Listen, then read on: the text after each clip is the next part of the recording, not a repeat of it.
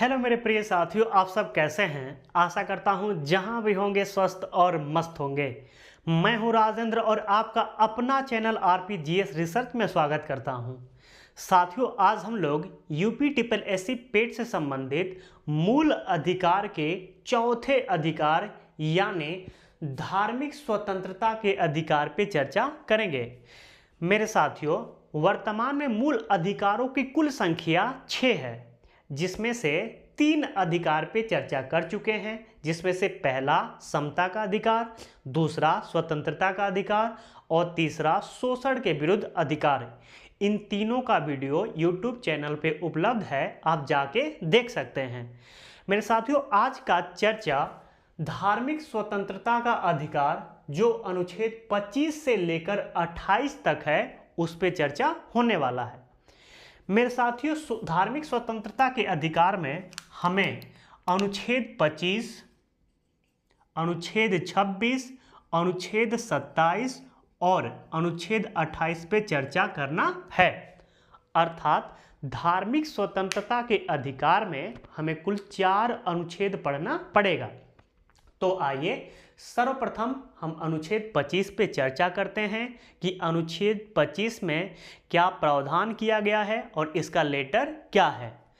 तो मेरे साथियों, अनुच्छेद 25 में कहता है, प्रत्येक व्यक्ति को अंतःकरण की स्वतंत्रता और अपने धर्म को मानने का अधिकार, आचरण करने का अधिकार, प्रचार करने का अधिकार दिया गया है। इसके 3 अपवाद भी हैं। पहला लोक व्यवस्था, दूसरा सदाचार और तीसरा स्वास्थ्य कहता है। इस आर्टिकल के तहत कहता है कि हिंदू धार्मिक संस्थाएं सभी वर्गों के लिए खोला जाएगा और हिंदू के अंतर्गत हिंदू, जैन, बौद्ध और सिख को शामिल किया गया है। इसी अनुच्छेद 25 के तहत सिखों को कृपाण धारण करने का अधिकार दिया गया है।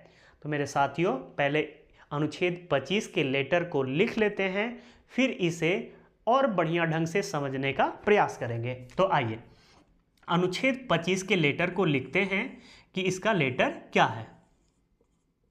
अनुच्छेद 25, प्रत्येक व्यक्ति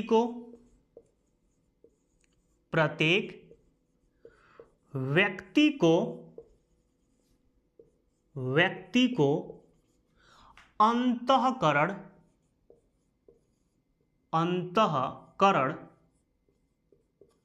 अंतःकरण की स्वतंत्रता,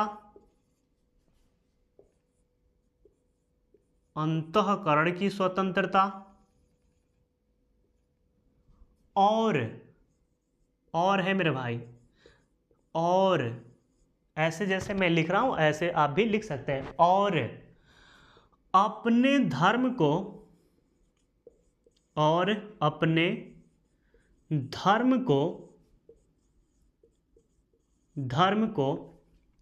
मानने,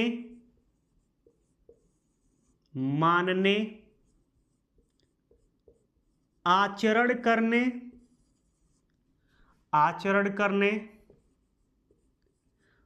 प्रचार करने का अधिकार है। अपवाद लिख लीजिए। इसका अपवाद भी क्या है, तो इसके 3 अपवाद हैं। अपवाद क्या क्या हैं वह लिख लेते हैं। लोक व्यवस्था, दूसरा है सदाचार या मोरालिटी, सदाचार, और तीसरा है स्वास्थ्य। तीसरा क्या है? स्वास्थ्य। आइए अब इसके प्रत्येक लेटर पे एक बार चर्चा करते हैं कि आखिर यह अनुच्छेद 25 कहता क्या है।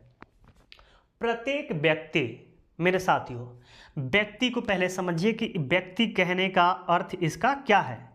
क्या व्यक्ति में बस भारत के नागरिक भी शामिल हैं या विदेशी भी शामिल हैं? तो मेरे साथियों, इसमें भारतीय भी शामिल हो जाते हैं और विदेशी भी शामिल हो जाते हैं।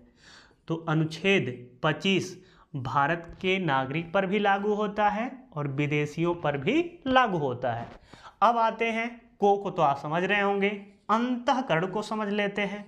अंतःकरण का अर्थ होता है मन की आवाज, मन की आवाज, मन की आवाज या आत्मा की आवाज, आत्मा की आवाज।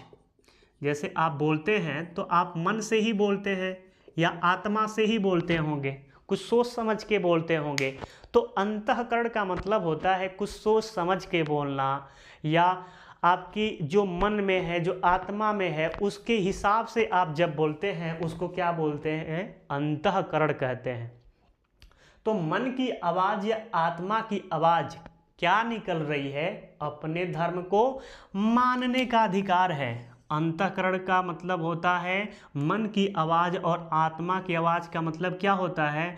अपने धर्म को मानने का अधिकार है, अपने धर्म को आचरण करने का अधिकार है और अपने धर्म का प्रचार करने का अधिकार है। अब आइए इसे एक बार और समझने का प्रयास करते हैं। प्रत्येक व्यक्ति मतलब समझ गए कि भारत के नागरिक भी हो जाएगा और विदेशी भी हो जाएगा। अंतःकरण का मतलब होता है मन की आवाज, आत्मा की आवाज। मतलब मन की आवाज कह रही है, अनुच्छेद 25 के हिसाब से देखिएगा, धार्मिक स्वतंत्रता का अधिकार है। मन की आवाज कह रही है कि हमें किसी को धर्म को मानने का अधिकार है। तो मानने का अधिकार है। आप मान लीजिए आप हिंदू धर्म में हैं, आप दुर्गा माँ को मान रहे हैं, आप हनुमान जी को मान रहे हैं, आप शिव जी को मान रहे हैं। मुस्लिम धर्म में हैं आप अल्लाह को मान रहे हैं, आप हज़रत पैगंबर साहब को मान रहे हैं। तो आपका जो मन है वह कह रहा है कि यह भगवान है, तो आपको धर्म को मानने का अधिकार है। ये कहाँ से आवाज़ निकल रहा है? तो आत्मा से निकल रहा है, आपके मन से निकल रहा है कि अल्लाह है, भगवान हैं। तो यह आपको जब मन कहता है कि धर्म को मानने का अधिकार है तो आप मान सकते हैं। लेकिन मेरे साथियों, यदि मन ना कहे, मन कहता है कि भगवान नहीं है, जैसे एक कहावत है, मानो तो देव ना मानो तो पत्थर, मानो तो गंगा ना मानो तो पानी, ऐसा कहावत है। तो मेरे साथियों, कहा जाता है कि मन की आवाज़ कहता है, आत्मा की आवाज़ कहता है कि गंगा जी हैं, तो यह आपकी आस्था है, आप आस्तिक हैं, आप भगवान को, गंगा जी को मान रहे हैं, तो आपको धर्म मानने का अधिकार है। लेकिन कोई ऐसा ही व्यक्ति होगा हमारे ही समाज में जो कहता है कि नहीं नहीं, यह गंगा जी नहीं है, ये तो एक नॉर्मल पानी है, जैसे सब नदियों का पानी है, बस ओनली नदी है, कहीं से पानी आता होगा, ये बस सिर्फ पानी है। वो कहता है न कोई भगवान है, न कोई अल्लाह है, न कोई कुछ है, कोई कुछ नहीं है। वैसे व्यक्ति को नास्तिक व्यक्ति कहते हैं, हमारी समाज में पाए जाते हैं। तो उसको भी मानने का अधिकार है, किसी को भगवान को नहीं मानने का भी अधिकार है। तो इसमें दो आपका तर्क निकल के आता है। देखिए, पहला कहता है कि अपने धर्म को मानने का अधिकार किस अनुच्छेद के तहत है? तो 25 के तहत। अपने धर्म को नहीं मानने का मतलब किसी भी धर्म को नहीं मानने का अधिकार किस अनुच्छेद के तहत है? 25 के तहत। मान लीजिए मैं हूं भगवान को मानता हूं, तो मुझे धर्म को मानने का अधिकार है, किस अनुच्छेद के तहत? 25 के तहत। मैं ही हूं जो मैं किसी भगवान को नहीं मानता हूं, तो यह मुझे किस अनुच्छेद के तहत अधिकार दिया गया है? तो 25 के तहत ही दिया गया है, क्योंकि मेरा आत्मा कह रहा है कि भगवान नहीं है तो नहीं है। तो ऐसे व्यक्ति को नास्तिक व्यक्ति कहते हैं, और यह भी एक व्यक्ति का अधिकार होता है कि वह भगवान को मानना चाहता है तो माने, नहीं मानना चाहता है तो नहीं माने। अंतःकरण का मतलब यही होता है। अब आते हैं जो धर्म को मानने का अधिकार है। अधिकार का मतलब आप जिस धर्म हैं, हिंदू हैं, मुस्लिम हैं, सिख हैं, ईसाई हैं, आप जिस धर्म में हैं, जिस देवता को मानना चाहते हैं, जो भगवान आपके प्रिय हैं, उस भगवान को आप मान सकते हैं। बहुत सारे ऐसे भाई हैं जो कृष्ण जी को मानते हैं, हनुमान जी को मानते हैं, हर हर महादेव शिव जी को मानते हैं। तो ऐसे व्यक्तियों को अपने धर्म को मानने का अधिकार है। आचरण का मतलब क्या होता है? पूजा पद्धति होता है मेरे भाई। आचरण का मतलब पूजा पद्धति। जैसे जो भोले बाबा का भक्त होगा, अभी सावन का महीना चल रहा है, लास्ट सोमवार, अभी हाल ही में सोमवार खत्म हुआ है, तो सोमवार को लोग बहुत ऐसे जगह होंगे जो जहाँ पे जल ढारे होंगे, कहाँ पे, शिव जी के जाके मंदिर में। तो उन्हें पूजा पद्धति आचरण क्या है, मतलब पूजा पद्धति है आपकी। हिंदू हैं तो हिंदू में यदि आप हिंदू हैं तो आप जिस भगवान की पूजा करते हैं उस उनके हिसाब से करते हैं। जैसे भोले बाबा के हम ले जाते हैं तो क्या ले जाते हैं, पानी, गंगा जी की पानी ले जाते हैं, धतूरा ले जाते हैं, उसी पे खुश रहते हैं, भगवान को कुछ नहीं चाहिए, वो धतूरा पे खुश हैं एकदम। तो वह धतूरा ले जाते हैं, उसी पे वो खुश हैं, जल चढ़ा देते हैं, वह आपकी पूजा पद्धति हो गई। ऐसे ही मान लीजिए मुस्लिम है तो मुस्लिम में आपको क्या ले जाना होता है, आपको थोड़ा सा अगरबत्ती ले जाना होता है, आपको वह इत्र ले जाना होता है, आपको चादर होता है वह ले जाना होता है। तो यह आपकी आचरण होता है, ऐसा ही आचरण होता है। जैसे आप पूजा करते हैं वही आपका आचरण है। तो सबका धर्म का, हर एक धर्म का अलग अलग आचरण होता है। जैसे जैन धर्म का एक विधि है जो काफ़ी विवादित है। जैसे आपका कहा जाता है जैन धर्म में जो मरना चाहता है वह भूखे प्यासे मर सकता है। यह एक पद्धति है जैन धर्म में जिसे संथारा या संलेखना विधि कहते हैं। यह इसी अनुच्छेद के तहत आता है और यह शब्द के तहत आता है, आचरण के तहत। मतलब जो जैन धर्म में होता है वह संलेखना या संथारा विधि के तहत अपना प्राण को त्याग सकता है, त्यागते हैं। जैसे आप प्राचीन इतिहास पढ़ेंगे तो चंद्रगुप्त मौर्य का नाम सुनेंगे, वह संथारा या संलेखना विधि के तहत ही प्राण त्यागे थे। तो अनुच्छेद वह 25 को शायद नहीं पढ़े थे, आज रोका जा सकता है क्योंकि सदाचार या स्वास्थ्य के हित में वह सही नहीं है। आप भूखे प्यासे क्यों मर रहे हैं, ऐसा नहीं किया जा सकता है। लेकिन धार्मिक मामले में ऐसे कुछ हैं जो रोका भी नहीं जा सकता है, जिसे कोई करना चाहता है तो कर ही सकता है। अब आते हैं प्रचार पे। मेरे साथियों, आप प्रचार भी कर सकते हैं। आप यदि मान लीजिए आप जिस धर्म में हैं, जैसे मान लीजिए आप हनुमान जी का भक्त हैं तो जय हनुमान बोलते चलिए, शिव जी का वन तो बम बम भोले बोलते चलिए। आप हजरत पैगंबर साहब के अगर अनुयायी हैं तो उनका आप नाम लेके चलिए, ला इल्लल्लाह, मतलब कुछ भी बोलते चले, ला इल्लल्लाह इल्लल्लाह, नारे तकबीर, ऐसे लोग भी मुहर्रम में बोलते हैं। तो प्रचार किया जा सकता है, हर एक धर्म का प्रचार किया जा सकता है। झांकी निकालते हैं, प्रचार के उपलक्ष्य में झांकी निकलता है। जैसे आप देखेंगे कि अभी हाल ही में आपकी कृष्ण जी का झांकी उड़ीसा में निकला था मेरे भाई। सिडनी की शिव बाबा की झांकी निकलता है, हनुमान जी की झांकी निकलता है, बहुत लोग जितने भी खाटू श्याम जी का आपका झांकी निकलता है। तो एक यह धर्म का प्रचार करने का यह आपका अधिकार किस अनुच्छेद के तहत देता है, 25 के तहत ही देता है। और आपका अधिकार भी है कि आप झांकी निकाल सकते हैं, आप अपने देवता का प्रचार कर सकते हैं, यह सबका अधिकार है। जैसे आप एक जय गुरुदेव का नाम सुने होंगे, ये एक चोला मिलता है, सफ़ेद चोला, जो है व्यक्ति जान जाएगा। उस चोले पे जय गुरुदेव लिखा रहेगा और लिखा रहता है शुद्ध एवं शाकाहारी बनो। मतलब मांस जो होता है, जो बकरा होता है, जो मीट होता है, जो मटन होता है, उसको नहीं खाना चाहिए। आप शुद्ध बनिए, शाकाहारी बनिए, यह कहा जाता है। जय गुरुदेव, पीछे चोला, यहाँ पे जय गुरुदेव लिखा रहेगा और शुद्ध एवं शाकाहारी बनो लिखा होता है। मेरे साथियों, इसी के तहत कई सारे मुद्दे आते हैं। इस आर्टिकल में यदि आप पढ़ेंगे तो धर्मांतरण का मुद्दा आ जाता है।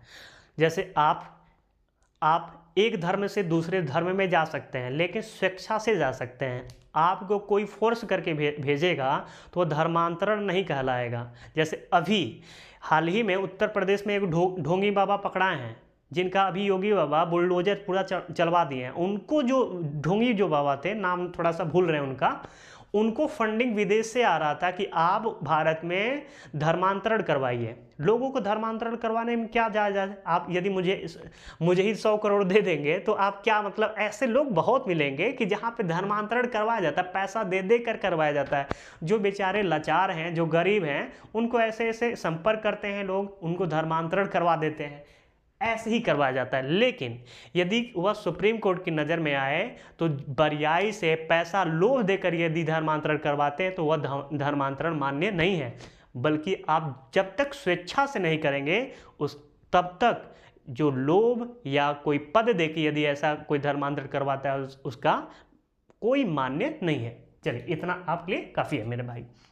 अब आते हैं तो यह आप आसानी से समझ गए होंगे मेरे साथियों। इसमें कई सारे आपके बिंदु हैं। जैसे कहा जाता है, अभी मैं बताया हूँ कि हिंदू धार्मिक संस्थाएं सभी वर्गों के लिए खोला जाएगा, और हिंदू के अंतर्गत हिंदू, जैन, बौद्ध और सिख को शामिल किया जाता है। आइए लिख लेते हैं किसको शामिल किया जाता है। लिखिएगा, हिंदू धार्मिक संस्था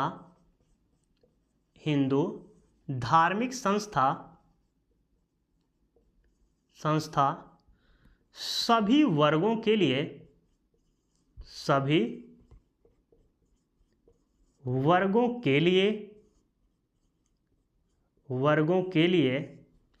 खोला जाएगा।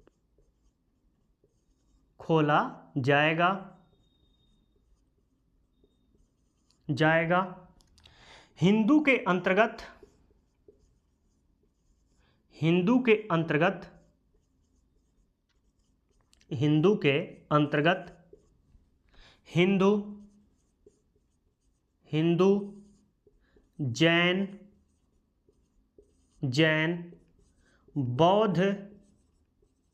हिंदू, जैन, बौद्ध, और सिख को शामिल किया गया है।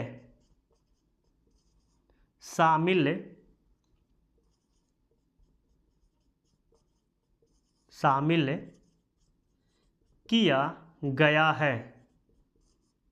किया गया है। तो हिंदू धार्मिक संस्थाएं किसके लिए खोला जाएगा? सभी वर्गों के लिए खोला जाएगा मेरे साथियों। हिंदू के अंतर्गत कौन आ रहा है? हिंदू आ रहा है, जैन आ रहे हैं, बौद्ध आ रहे हैं और सिख आ रहे हैं। यह हिंदू के अंतर्गत आते हैं। तो कोई पूछे कि हिंदू के अंतर्गत कौन नहीं आता है, तो मुस्लिम नहीं आएंगे, ईसाई नहीं आएंगे, यह हम हिंदू के अंतर्गत नहीं आएंगे।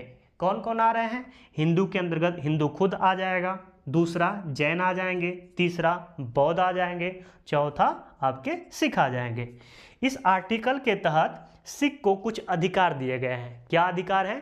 तो कृपाण धारण करने का अधिकार इसी आर्टिकल के तहत दिया गया है। तो लिख लेते हैं, सिखों को कृपाण धारण करने का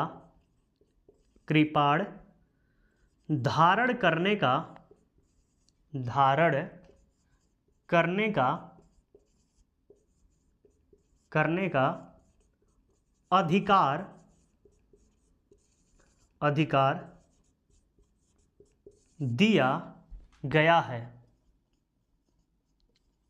दिया गया है।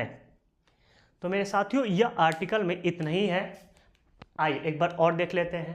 प्रत्येक व्यक्ति में भारतीय और विदेशी, अंतःकरण का मतलब मन की आवाज़ और आत्मा की आवाज़। मन की आवाज़ दो तरीके से निकलता है, एक तो कहेगा कि भगवान है और एक कहेगा भगवान नहीं है। जो कहेगा भगवान नहीं है वह है नास्तिक, वह उसको भी अधिकार है, किसी भी धर्म को नहीं मानने का अधिकार। किस अनुच्छेद के तहत है? 25 के तहत। एक कहता है मन की आवाज़, उसकी आत्मा की आवाज़ कहती है कि भगवान है, तो उसे धर्म को मानने का अधिकार है। वह जिस धर्म में है उस धर्म को क्या कर सकता है? मान सकता है। आचरण का मतलब होता है पूजा पद्धति। वह जैसा उसको पूजा पद्धति जिस धर्म में है उसके हिसाब से पूजा पद्धति कर सकता है। व्रत रखने का, जैसे इसमें व्रत अलग अलग तरीके से रखते हैं। जैसे मेरे भाई, नवरात्र में हम 9 दिन का रखते हैं, तो मुस्लिम संप्रदाय रोजा 30 दिन का रखते हैं। ऐसे ही होता है, सब कुछ अलग अलग है। दिवाली की जो पूजा पद्धति होती है हमारी अलग होती है, नवरात्र की जो पूजा पद्धति होती है अलग होती है। मुस्लिम में वैसे ही मुहर्रम में कुछ पूजा पद्धति अलग होती है, ईद में कुछ अलग होता है, बकरीद में कुछ अलग होता है, ईसाई में क्रिसमस जैसे आएगा तो उनका पूजा पद्धति आचरण कुछ अलग टाइप का होता है। तो मेरे साथियों, आचरण हर एक धर्म में अलग अलग तरीके से है। प्रचार है तो आप जिस धर्म के हैं आप उस धर्म के अनुसार आप अपने देवी देवता का प्रचार कर सकते हैं। यह इस पे 3 अपवाद हैं, इस पे रोक लगाता है। लोक व्यवस्था को देखते हुए करना चाहिए, मतलब यह आप अपने धर्म को मानिए, आचरण करिए, प्रचार करिए, लेकिन दूसरे को ऐसा नहीं, दूसरे को परेशान नहीं करना है। सदाचार हित में होना चाहिए, अनहित में नहीं होना चाहिए। आपके स्वास्थ्य पे हानि नहीं आनी चाहिए। यह 3 इसके अपवाद हैं। हिंदू धार्मिक संस्थाएं सभी वर्गों के लिए खोला जाएगा। हिंदू के अंतर्गत आपके हिंदू आते हैं, जैन आते हैं, बौद्ध आते हैं और सिख आते हैं। और इसी में सिखों को कृपाण धारण करने का क्या है मेरे साथियों, अधिकार दिया गया है। आते हैं अब नेक्स्ट अनुच्छेद पे, अनुच्छेद 26। मेरे साथियों अनुच्छेद 26 में कहता है धार्मिक संस्था स्थापित करने का अधिकार, धार्मिक संस्था हेतु प्रबंधन का अधिकार, धार्मिक संस्था हेतु प्रशासन का अधिकार और धार्मिक संस्था हेतु वित्त प्राप्त करने का अधिकार। ये 4 पॉइंट आपके अनुच्छेद 26 में कहता है। तो आइए पहले इसको लिख लेते हैं, फिर इसे अतिरिक्त समझने का प्रयास करेंगे और अधिक समझने का प्रयास करते हैं। तो आइए लिखते हैं अनुच्छेद 26। अनुच्छेद 26 धार्मिक संस्था हेतु, धार्मिक संस्था हेतु, धार्मिक संस्था हेतु प्रबंधन का अधिकार, धार्मिक संस्था हेतु प्रबंधन का अधिकार,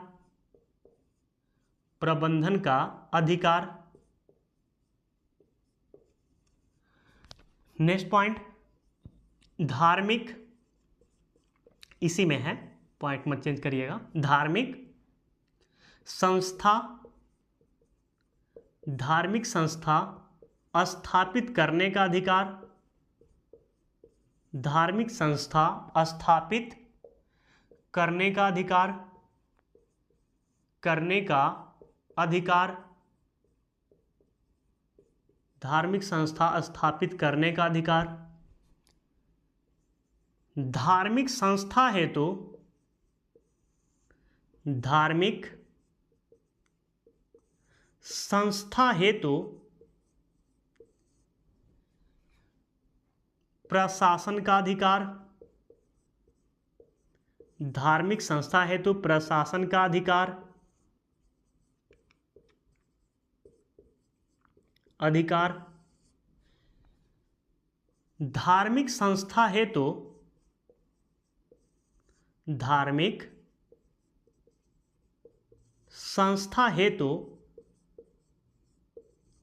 वित्त प्राप्त करने का अधिकार, वित्त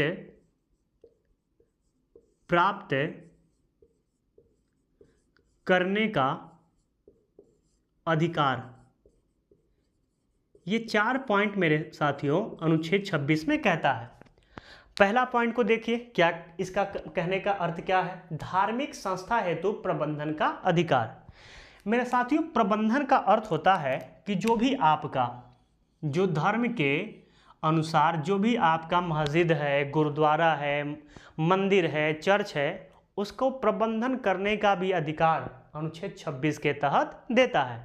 प्रबंधन का अर्थ क्या होता है, तो इसको समझने का प्रयास करिएगा। जैसे मान लीजिए यह मंदिर है और यह मंदिर में दुर्गा जी का मंदिर है। किसका है, दुर्गा माता जी का मंदिर है, दुर्गा माँ का मंदिर है। अब दुर्गा माँ के मंदिर में क्या क्या प्रबंध होना चाहिए, तो क्या होना चाहिए, एक पुजारी बाबा होने चाहिए, पुजारी बाबा ठीक है। माला होना चाहिए, हाँ बिल्कुल होना चाहिए, माला तो एकदम चाहिए। क्या चुनरी होना चाहिए, चुनरी, हाँ चुनरी भी होना चाहिए भाई, माता रानी को तो चुनरी ही चढ़ता है। प्रसाद होना चाहिए, हाँ भाई प्रसाद भी होना चाहिए, बिल्कुल प्रसाद होना चाहिए, क्योंकि जो माता रानी के दरबार पे जाएगा तो भाई प्रसाद तो चढ़ाएगा ही। अगरबत्ती होना चाहिए, हाँ भैया अगरबत्ती भी होना चाहिए, अगरबत्ती भी मिल जाएगा भाई। क्या माचिस होना चाहिए, जी माचिस भी होना चाहिए, माचिस भी होना चाहिए। कपूर होना चाहिए क्या, हाँ कपूर भी होना चाहिए, तो कपूर लिख लीजिए, कपूर होना चाहिए। ऐसे ही बहुत सारे सामग्री माँ के मंदिर के लिए चाहिए, तो यह एक मंदिर का क्या है, प्रबंध है। उसी तरह यदि मान लीजिए यह मस्जिद है, मान लीजिए क्या है, मस्जिद, मस्जिद है तो मस्जिद के लिए क्या चाहिए, एक यहाँ के लिए मौलवी चाहिए, मौलवी तो चाहिए मेरे भाई। यहाँ पे एक ओजू का मतलब होता है पानी। ऐसे लोग जाते हैं जब नमाज पढ़ने जाते हैं तो अपने हाथ पैर धोते हैं तो ओजू करते हैं, तो एक पानी रखा जा, वहाँ पे पानी का व्यवस्था होना चाहिए, एक चटाई होना चाहिए, टोपी होना चाहिए, एक लाउड स्पीकर होना चाहिए। ऐसे कई सारे प्रावधान जो एक मंदिर, एक मस्जिद, एक गुरुद्वारा, एक चर्च में होना चाहिए। तो मेरे साथियों इसको क्या बोलते हैं, प्रबंधन बोलते हैं। आशा करता हूँ आप समझ गए होंगे। अब चलते हैं दूसरे पॉइंट पे। दूसरा पॉइंट कहता है धार्मिक संस्था स्थापित करने का अधिकार है। मेरे साथियों आप जिस धर्म में हैं आप धार्मिक संस्था स्थापित कर सकते हैं। आप हिंदू हैं तो मंदिर का निर्माण कर सकते हैं। आप जिस देवी को, जिस देवता को मानते हैं उनका आप मूर्ति स्थापित कर सकते हैं, मंदिर बना सकते हैं। आपको अधिकार है, धार्मिक संस्था स्थापित करने का अधिकार देता है। धार्मिक संस्था हेतु प्रशासन का अधिकार है। तो जो आप धार्मिक संस्था जो बनाएंगे वहाँ पे प्रशासन का भी अधिकार आपको ही बनाना है। जैसे इसके तहत जो आपका थर्ड है इसके साथ कई सारे विवाद आए हैं। जैसे आप देखेंगे सबरीमाला का विवाद, सबरीमाला। मेरे साथियों यह जो आपका मंदिर है यह स्वामी अयप्पा जी का मंदिर है। सबरीमाला विवाद स्वामी अयप्पा जी का मंदिर है और यह कहा जाता है कि यह जो हैं यह शादीशुदा नहीं थे, यह बाल ब्रह्मचारी थे, ये शादीशुदा नहीं थे। और यहाँ पे जो राजस्व वाला महिलाएं हैं जो 12 से जो कहा जाता है कि 55 या 60 वर्ष तक की महिलाएं इनकी मूर्ति पर जाके पूजा नहीं कर सकती हैं। क्यों नहीं कर सकती थी? क्योंकि यह बाल ब्रह्मचारी थे और जो 12 साल से जो महिला राजस्व वाला है, मतलब पीरियड जिन महिलाओं का आता है, जिन बच्चों का आता है, वहाँ पे नहीं जा सकती हैं। अब क्यों नहीं जा सकती हैं? क्योंकि यह बाल ब्रह्मचारी हैं। यह कोई मजाक नहीं है, यह कहा जाता है हर एक धर्म की आस्था है। अब जब आस्था है तो किसी की आस्था को आप चोट नहीं पहुंचा सकते हैं। तो यहाँ पे ऐसा विवाद था कि यहाँ पे जो महिलाएं पीरियड में के दौरान या पीरियड, कोई तो जानता नहीं कि किस महिला का पीरियड है, किस महिला का राजस्व वाला नहीं है। इसको एक सिंपली भाषा में तो राजस्व वाला शब्द का प्रयोग किया जाता है, राजस्व वाला नहीं है। तो मेरे साथियों यहाँ पे पहले मना था कि आप जाके दर्शन नहीं कर सकती हैं, लेकिन महिलाओं ने अपने अधिकार की लड़ाई लड़ी। क्यों? क्योंकि भाई स्त्री हो या पुरुष सबको समान अधिकार है कि नहीं है? तो है भाई, मौलिक अधिकार देता है कि स्त्री हो या पुरुष सबको समान अधिकार है। जब सबको समान अधिकार है तो यहाँ पे महिलाओं को जाना चाहिए कि नहीं जाना चाहिए? तो जाना चाहिए। तो आज महिलाएं सुप्रीम कोर्ट से मुकदमा लड़ी, जीती और दर्शन करने जाती हैं। लेकिन सबरीमाला के जो स्वामी अयप्पा जी का उनका जो गृह वह है, मंदिर है, जो प्रवेश है, वहाँ पे नहीं जाती हैं। जहाँ पे उनका जो स्थल है वहाँ पे वह नहीं जाती हैं, वहाँ पे कोई नहीं जाता है, वहाँ पे बस ओनली पुजारी बाबा रहते हैं। तो ऐसे यह विवाद हुआ था। हिजाब का भी विवाद इसी से संबंधित है। हिजाब का जो विवाद है इसी से संबंधित है। हिजाब हिजाब जो होता है, कोई देखिए इसको नेकाब मत समझिएगा, नेकाब अलग होता है और हिजाब अलग होता है। नेकाब आप देखेंगे कि मुस्लिम महिलाएं सर्वाधिक पहनती हैं, जो मुस्लिम महिलाएं होती हैं वो सर्वाधिक पहनती हैं। उसमें क्या होता है कि एक काला वस्त्र होता है, चेहरे पे भी काला वस्त्र और पूरे शरीर पे भी काला वस्त्र होता है, उसको नेकाब कहते हैं। जबकि हिजाब जो होता है यह बस ओनली चेहरे पे बांधा जाता है। आपका यह अलग होता है, जो शर्ट होता है, पैंट होता है, यह अलग होता है। नेकाब हिजाब तो हम लोग भी पहन लेते हैं। कब पहनते हैं? गेहूं की जब गेहूं के कटनी होता है और उसको जब मशीन में ढलाई करते हैं, भूसा जब होता है उसको ढोंते हैं तो क्या करते हैं, अपने चेहरा को इतना ऐसे करके और इतना बांध लेते हैं। वैसे ही टाइप का आपका क्या होता है कि हिजाब भी होता है। जब महिलाएं जब धूप में या जब देखेंगे मुस्लिम महिलाओं को, मुस्लिम बच्चियों को, तो हिजाब सर्वाधिक पहनती हैं। ये चेहरे को बाद यहाँ से ऐसे लपेट कर और यहाँ से चेहरे को बांध लेना, उसको हिजाब बोलते हैं। तो इसमें धार्मिक प्रशासन का अधिकार में एक सबरीमाला का भी विवाद हुआ था, एक हिजाब का भी विवाद हुआ था। मेरे साथियों प्रशासन में कई सारे प्रशासन बना सकते हैं। जैसे अभी सबरीमाला का है कि राजस्व वाली जो महिलाएं हैं वहाँ पे नहीं जा सकती हैं, वैसे ही मैं जिस शहर से बिलोंग करता हूँ उस शहर का नाम है गाजीपुर। गाजीपुर कई हैं, लेकिन मैं जहाँ से बिलोंग करता हूँ उसे बोलते हैं आपका गाजीपुर, बल्कि उसको एक और नाम से जानते हैं जिसका नाम है लहुरी काशी। मतलब काशी के जो बगल में गाजीपुर है, मैं वहाँ से बिलोंग करता हूँ। और मैं गाजीपुर में एक मंदिर पे गया था जिसका नाम था गंगा रामदास बाबा। तो वहाँ पे भी एक प्रशासन है। प्रशासन क्या है वहाँ पे, गंगा रामदास बाबा के हैं। तो जो गाजीपुर के बच्चे हैं वह सर्वाधिक जान जाएंगे। मेरे साथियों, वहाँ पे अब जब भी आप जाएंगे, मान लीजिए कहीं और से आप हैं, किसी अलग सिटी से हैं, कभी आप गाजीपुर में राम गंगादास बाबा जब जाएंगे, तो जब घूमने जाएंगे, यदि आप पुरुष हैं तो आप जीन्स पहन के जाएंगे या फार्मल पहन के जाएंगे, तो आप सीधे जीन्स या फार्मल पहन के जब जाएंगे तो दर्शन नहीं कर सकते हैं। मंदिर में दर्शन करने के लिए आपको धोती पहनना जरूरी पड़ जाता है। अब वहाँ का मंदिर का क्या है, यह प्रशासन है। तो मंदिर में भी प्रशासन बनाया जा सकता है। वैसे ही मस्जिद में भी बनाया जा सकता है। कोई ऐसा आपका धार्मिक स्थल, मुस्लिम का कोई ऐसा धार्मिक स्थल है तो ऐसा वह भी बना सकते हैं। तो प्रशासन करने का भी अधिकार होता है। जैसे अजमेर शरीफ है, तो अजमेर शरीफ में आप जाके आप फोटो नहीं खींच सकते, वहाँ पे बहुत ज़्यादा पाबंदियाँ लगी हुई है। तो ऐसे पाबंदियाँ प्रशासन अपने धार्मिक स्थल पे बनाया जा सकता है। अब आते हैं नेक्स्ट पॉइंट पे, धार्मिक संस्था है तो वित्त प्राप्त करने का अधिकार। मेरे साथियों, आप जिस धार्मिक संस्था, अब यदि भगवान को मानते हैं तो जिस भगवान पे जाते होंगे तो वहाँ पे दान पुण्य करते होंगे, तो यह वित्त प्राप्त किया जा सकता है। यह अधिकार आपका आर्टिकल 26 देता है कि धार्मिक संस्था है तो वित्त प्राप्त करने का अधिकार है। उस पैसे से गरीबों को भोजन भी करवाया जाता है। बहुत जगह ऐसे है, जैसे आप वैष्णो माता के चले जाइए तो लंगर चलता है। लंगर में कई साधु जो गरीब हैं बेचारे, वहाँ पे जाके बहुत अच्छे लोग भी जाके माता जी का प्रसाद समझ के खाते हैं। आप सिडनी के साईं बाबा चल जाइए, वहाँ पे भी प्रसाद मिलेगा। आप खाटू श्याम जी कहीं चले जाइएगा, वहाँ पे प्रसाद मिलेगा।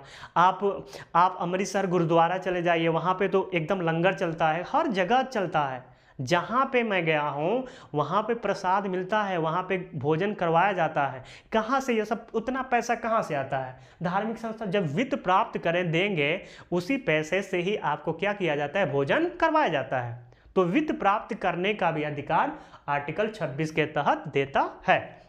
अब आते हैं अनुच्छेद 27 पे। अनुच्छेद 27 में क्या है, तो कहता है कि धर्म के विकास हेतु तो प्राप्त आय पर कर नहीं लगेगा। यह बहुत छोटा सा आर्टिकल है, लिख लेते हैं कि इसका लेटर क्या है। अनुच्छेद 27 लिखते हैं, धर्म के विकास हेतु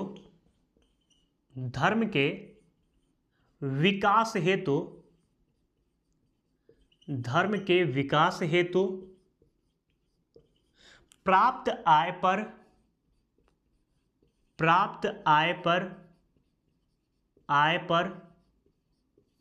टैक्स या कर नहीं लगेगा। मतलब आप मंदिर में जितना भी दान करके आते हैं, करोड़ रुपया दान करके आते हैं, तो मंदिर टैक्स नहीं देगा सरकार को। यह किस आर्टिकल में कहता है, 27 में कहता है। ठीक है। अब आते हैं अनुच्छेद 28 में। मेरे साथियों, अनुच्छेद 28 में कहता है, राज्य और धार्मिक शिक्षा के संबंध को दिखाता है कि किस शिक्षा संस्थान में धार्मिक शिक्षा का एजुकेशन, धार्मिक शिक्षा दी जा सकती है और किस से शिक्षा संस्थान में धार्मिक शिक्षा नहीं दी जा सकती है। तो आइए पहले इसका कुछ पॉइंट लिख लेते हैं, फिर इसे समझने का प्रयास करते हैं। राज्य और धार्मिक शिक्षा के राज्य और धार्मिक शिक्षा के संबंध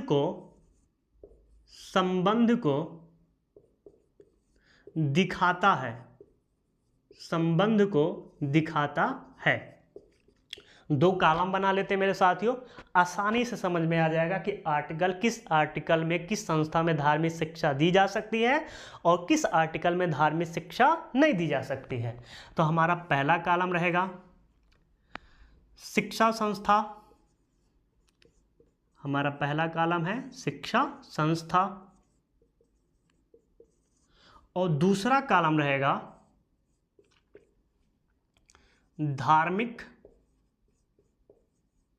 धार्मिक शिक्षा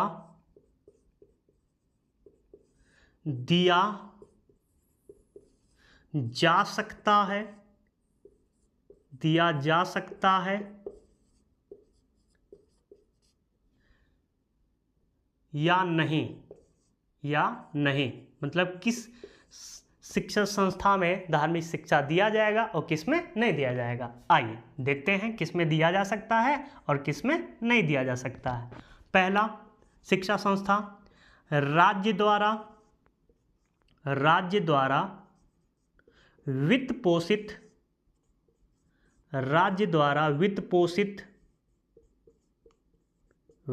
पोषित, इसको मेरे साथियों बोलते हैं स्टेट फंडेड। क्या बोलते हैं? State funded. मेरे साथियों इसमें कहता है कि नहीं, इसमें तो नहीं दिया जाएगा। जो स्टेट फंडेड होता है, जो राज्य सरकार पूर्णतः पैसा देती है, उसमें नहीं दिया जाएगा। शिक्षा संस्था धार्मिक शिक्षा दिया जा सकता है या नहीं, तो इसमें राज्य द्वारा जो वित्त पोषित है, मतलब स्टेट फंडेड है, जहां सरकार पूर्णतः पैसा देती है, वहां पे धार्मिक शिक्षा नहीं दी जा सकती है। आते हैं नेक्स्ट शिक्षा संस्था पे। नेक्स्ट शिक्षा संस्था है राज्य द्वारा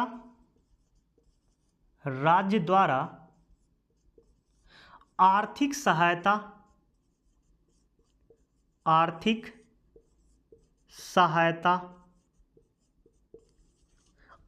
सहायता। मेरे साथियों इसको बोलते हैं स्टेट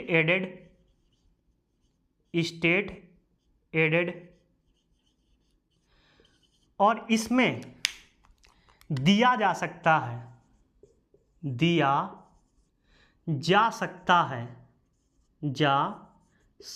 है, लेकिन बाध्य नहीं है।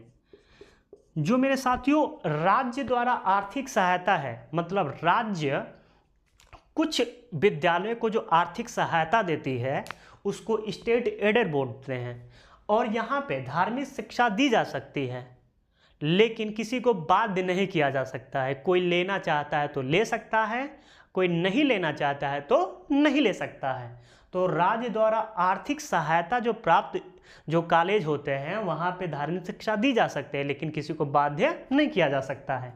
आते हैं तीसरे संस्था पे, राज्य द्वारा मान्यता प्राप्त,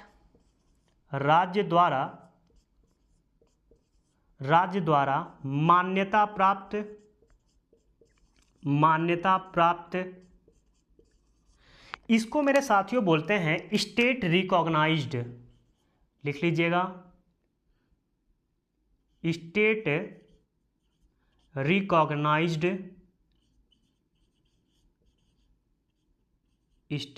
रिकॉग्नाइज्ड। इसमें मेरे साथियों यही ऊपर वाली बात है, दिया जा सकता है लेकिन किसी को बाध्य नहीं किया जा सकता है। तो दो ऐसे संस्था अभी देखे हैं जहां पे दिया जा सकता है लेकिन बाध्य नहीं किया जा सकता है। आते हैं चौथे स्थान पे, इसमें है अदर या अन्य या अदर, बहुत सारे अदर में आ जाएंगे। यहां पे क्या होगा, धार्मिक शिक्षा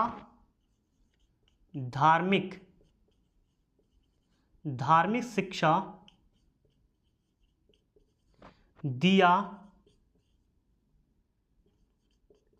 जा सकता है धार्मिक शिक्षा दिया जा सकता है और बाध्य भी किया जा सकता है, बाध्य भी किया जा सकता है, किया जा सकता है, किया जा सकता है। तो मेरे साथियों, शिक्षा संस्था 4 प्रकार की होती हैं। पहला, राज्य द्वारा वित्त पोषित, जिसको बोलते हैं क्या, स्टेट फंडेड। इसमें बिल्कुल नहीं दिया जाएगा, नो तो नो। राज्य द्वारा आर्थिक सहायता, इसको बोलते हैं स्टेट एडेड। इसमें दिया जा सकता है लेकिन किसी को बाध्य नहीं किया जाएगा। राज्य द्वारा मान्यता प्राप्त, स्टेट रिकॉग्नाइज्ड। इसमें दिया जा सकता है लेकिन बाध्य नहीं किया जा सकता है, अन्य या अदर। धार्मिक शिक्षा दी जा सकती है और बाध्य भी किया जा सकता है। जैसे में आप गुरुकुल में चले जाएं और कहें कि हमको उर्दू पढ़ाइए, तो कौन उर्दू गुरुकुल में पढ़ाएगा? और मदरसा में जाके कहिए कि हमको संस्कृत पढ़ाइए, तो भाई नहीं हो सकता है, आप ऐसा नहीं कर सकते हैं। तो यह अदर में आएंगे। तो यहाँ पे धार्मिक शिक्षा नहीं दी धार्मिक शिक्षा दी जा सकती और बाध्य भी किया जा सकता है, जैसे मदरसा गुरुकुल हो गए ऐसे।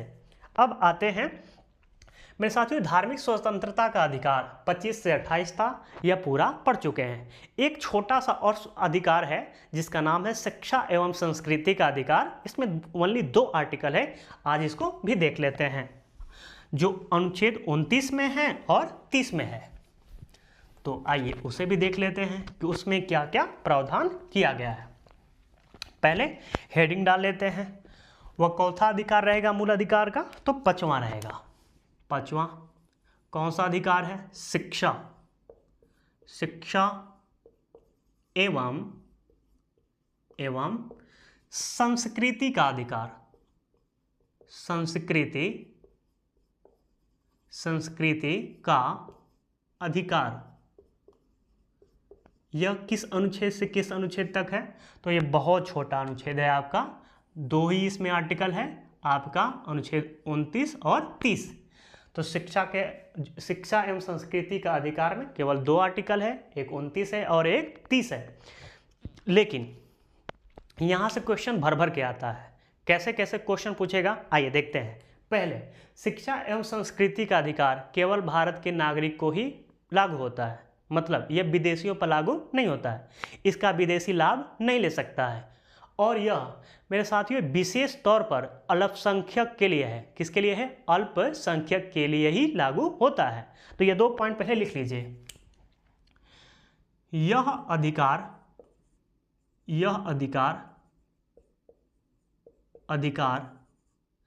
केवल भारतीय नागरिक को दिया गया है। भारतीय नागरिक, एक मिनट रुक जाइए बस, नागरिक को दिया गया है, दिया गया है। यह विशेष रूप से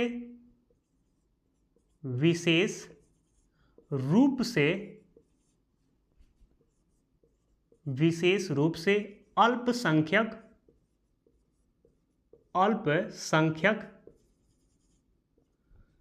पर लागू होता है,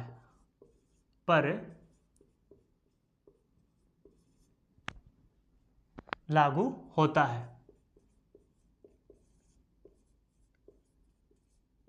होता है।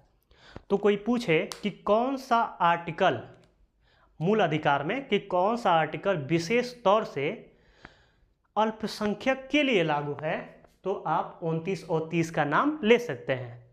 ठीक है, आते हैं अब अनुच्छेद 29 पे, कि अनुच्छेद 29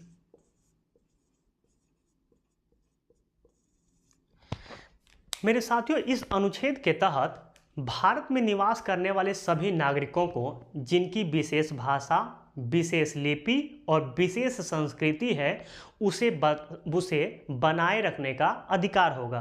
किस अनुच्छेद के तहत? 29 के तहत देता है।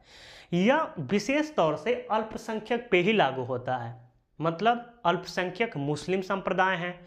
अच्छा, अल्पसंख्यक क्या होता है? तो मेरे साथियों, कहा जाता है कि भारत के यदि परिप्रेक्ष्य से देखें तो भारत में जिसकी जनसंख्या 50% से ऊपर रहेगी वह बहुसंख्यक होंगे, जिनकी जनसंख्या 50% से कम होगा वह अल्पसंख्यक हो जाएंगे।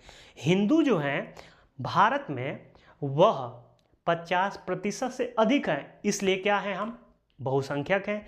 लेकिन मुस्लिम क्या है? अल्पसंख्यक है। ईसाई क्या है? अल्पसंख्यक है। तो ऐसे ही अल्पसंख्यक किस श्रेणी में आती हैं? जबकि इस आर्टिकल के तहत कहता है कि भारत में निवास करने वाले सभी नागरिकों को जिनकी विशेष भाषा हो, विशेष लिपि हो और विशेष संस्कृति हो, उसे बनाए रखने का अधिकार होगा। किस अनुच्छेद के तहत? तो 29 के तहत। आइए लिख लेते हैं।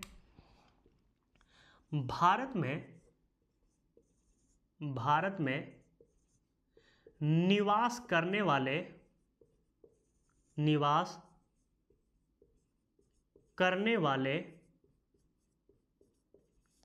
सभी नागरिक को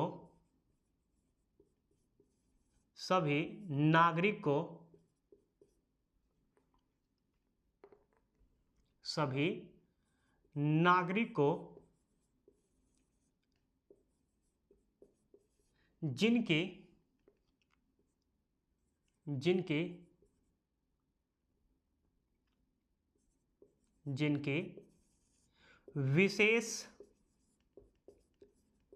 विशेष भाषा, 3 शब्द कहता है, भाषा, लिपि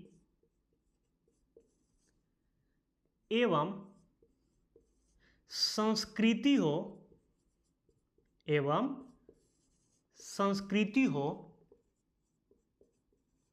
उसे बनाए रखने का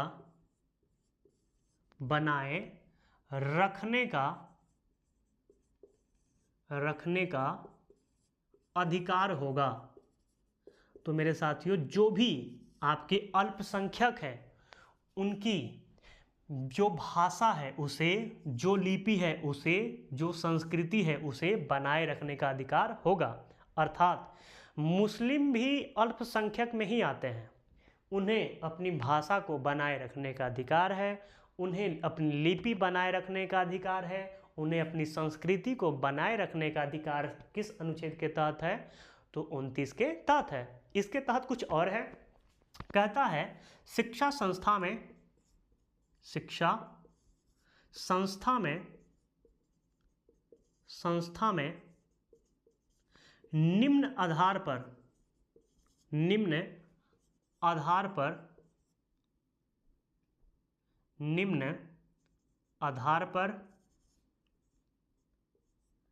प्रवेश देने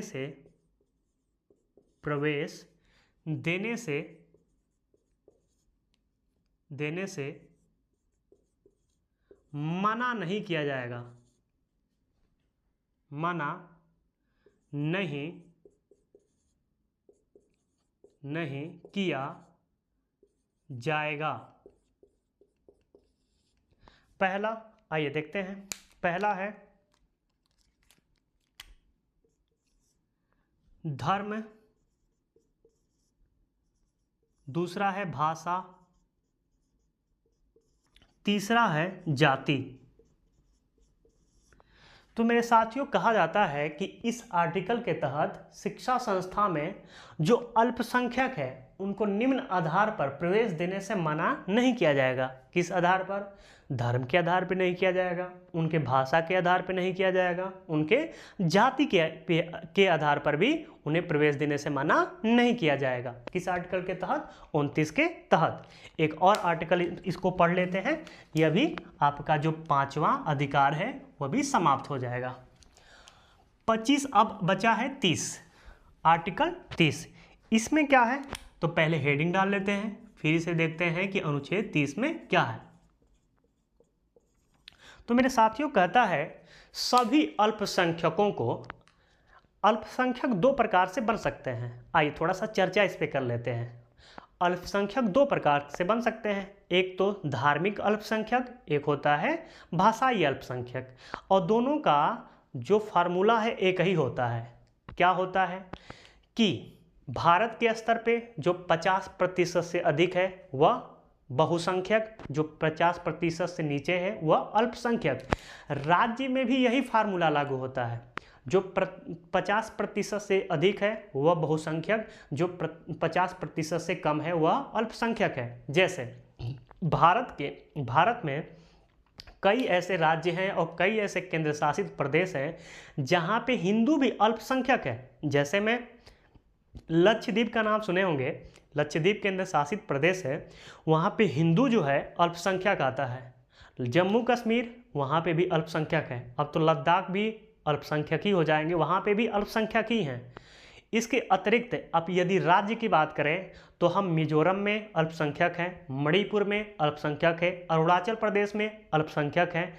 तो कई ऐसे राज्य हैं, 4, 5, 6 राज्य ऐसे हैं जहाँ पे हिंदू भी अल्पसंख्यक है। किस अनुच्छेद के तहत? 30 के तहत। आइए लिख लेते हैं, इसके बाद समाप्त हो जाएगा। सभी अल्पसंख्यकों को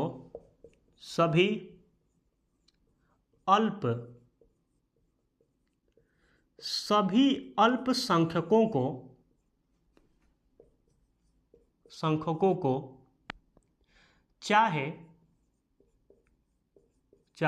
वह धार्मिक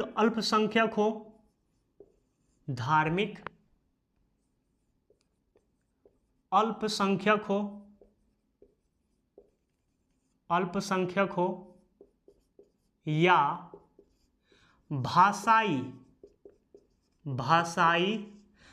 भाषाई का मतलब मेरे साथियों कि जिस कोई भाषा जो आप, अब यह मत कहिएगा कि सर हम भोजपुरी बोलते हैं तो भोजपुरी तो 50% नहीं बोला जाता है, क्या हम अल्पसंख्यक है? तो अल्पसंख्यक नहीं होता है। कहता है कि कुछ ऐसे चुनिंदे भाषाई हैं जो आपके 8वें अनुसूची में है, उसकी बात करता है। भाषा के आधार पे भी आप क्या हो सकते हैं कि अल्पसंख्यक बन सकते हैं, ठीक है। वहाँ पे भी 50% का जो नियम अभी धार्मिक अल्पसंख्यक में बताएं वहाँ पे भी लागू होता है। तो सभी अल्पसंख्यक को, चाहे वो धार्मिक अल्पसंख्यक हो या भाषाई अल्पसंख्यक हो,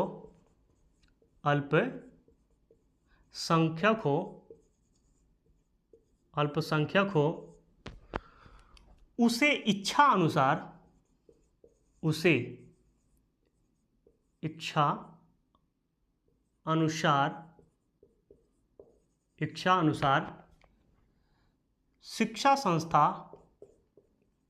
शिक्षा संस्था की स्थापना करने का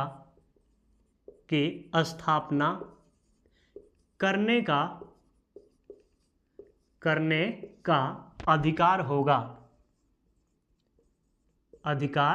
होगा।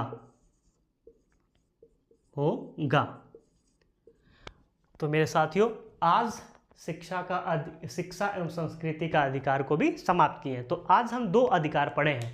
पहला धार्मिक स्वतंत्रता का अधिकार और आपका दूसरा शिक्षा एवं संस्कृति का अधिकार। मेरे साथियों, मूल अधिकार में एक अधिकार और बचा है, संवैधानिक उपचारों का अधिकार। उसको नेक्स्ट वीडियो में पढ़ेंगे। तो मेरे साथियों, आज का वीडियो कैसा लगा? यदि अच्छा लगा होगा तो लाइक करिएगा, वीडियो को ज़्यादा से ज़्यादा मेरे भाई शेयर करिए, और जो मेरे मित्र अभी चैनल पे नए हैं वह सभी मित्र से आग्रह है कि इस चैनल को सब्सक्राइब भी कर लें। आज के लिए धन्यवाद।